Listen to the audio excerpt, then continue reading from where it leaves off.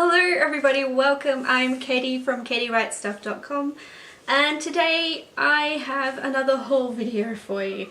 I did not mean to do two in a row, but as I mentioned in my last video, I went to visit my parents last weekend and of course we had to visit op shops because my mum is also into secondhand shops and I found so many fantastic things. I just wanted to share them all with you. Let's get started.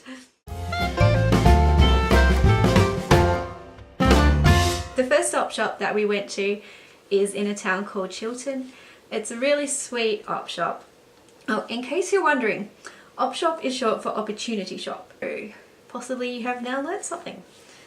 But it's essentially a second-hand shop, a charity shop or a thrift store, a place where you go to find amazing treasures.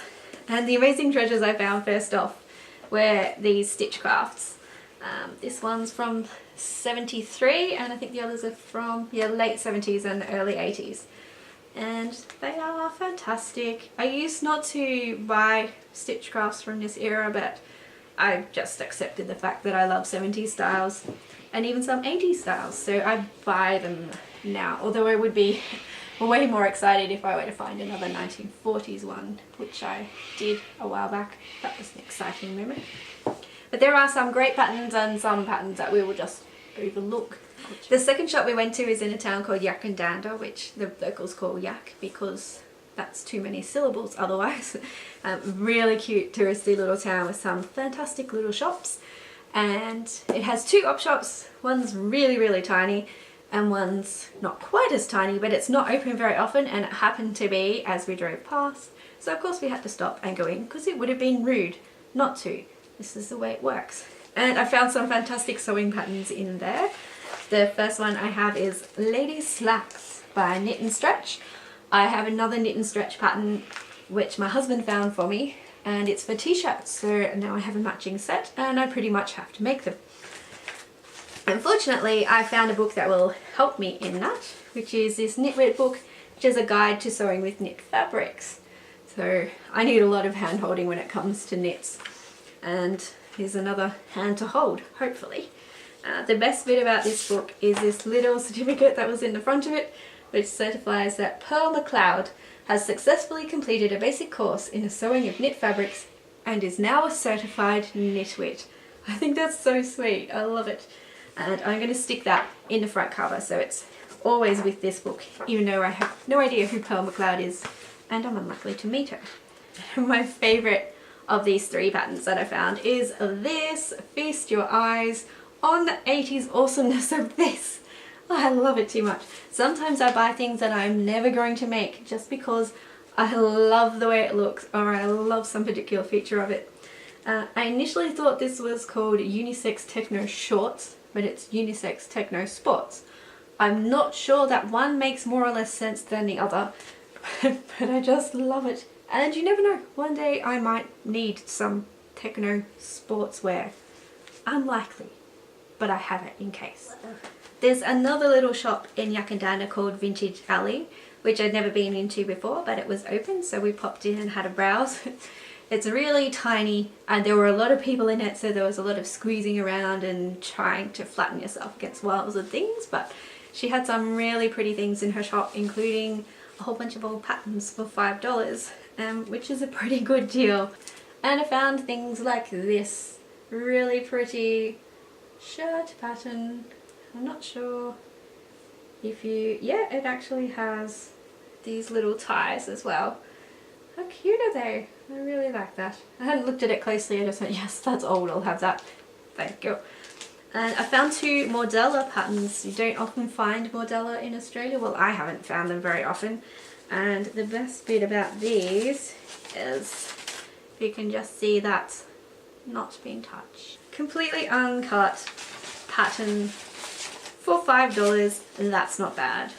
So that, I thought it was a dress initially, but it's actually a jacket and a skirt, and that one's just really cute. You get the shirt pattern as well as the sort of pinafore style, and they were beautiful. There were some Australian home journals for $12, which is not too bad a price, but they were mostly 60s and I prefer 50s styles, and they didn't have the patterns in them, of course, so it would have been just for reference and for all the pretties and shiny things that are inside them. And to conclude this modest haul video, we'll go back to the second op shop where I found the knitwit buttons. And I also found this really nice, soft, stretchy knit fabric. I don't know what I'm going to make with it. It's not exactly practical sort of shape, but I'm thinking I might be able to make a singlet top or something out of that. The sun has just come out and is shining in my eyes. This is great. I'm not going to make underwear out of things unless I know exactly what it is. So I'll probably settle for, yeah, some sort of camisole top or something like that. Hopefully. Probably not big enough for a skirt unless I want to go around wearing a really, really mini skirt. Which I don't really. It's just not my style. And then on the way home, I came to this little town called Yay, which is it really is called Yay. Puns abound whenever we drive through it, as you can imagine. And there's a really cute little op shop there that I thought maybe it'll be open. It's been open on public holidays. Perhaps it'll be open on a Sunday. And I was driving past and the sign said it was open. And well, I have to stop now. And they have this really cute little room inside, which is basically all the dressmaking stuff. So I went there and I found this amazing satiny business. I mean, it's cows. So many cows and milk pails.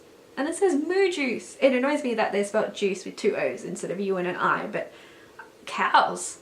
I think you need to look at it for a little while. It's incredible.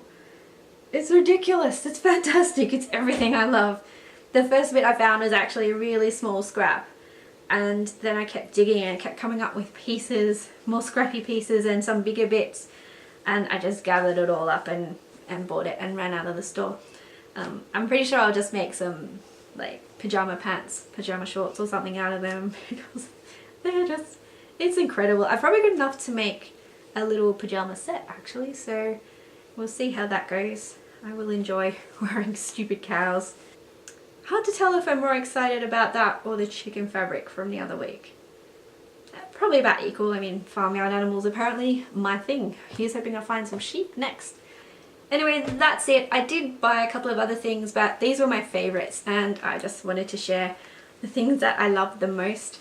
Next week I'm hoping to wrap up the things I made in February.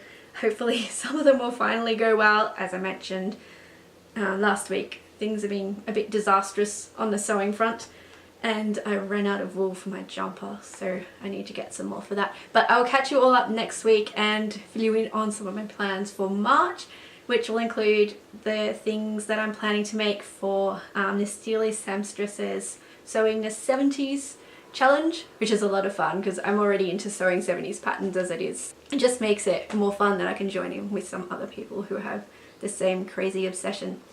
So until then, happy knitting and sewing. I hope it's all going well for you and I'll catch up with you again soon. Goodbye!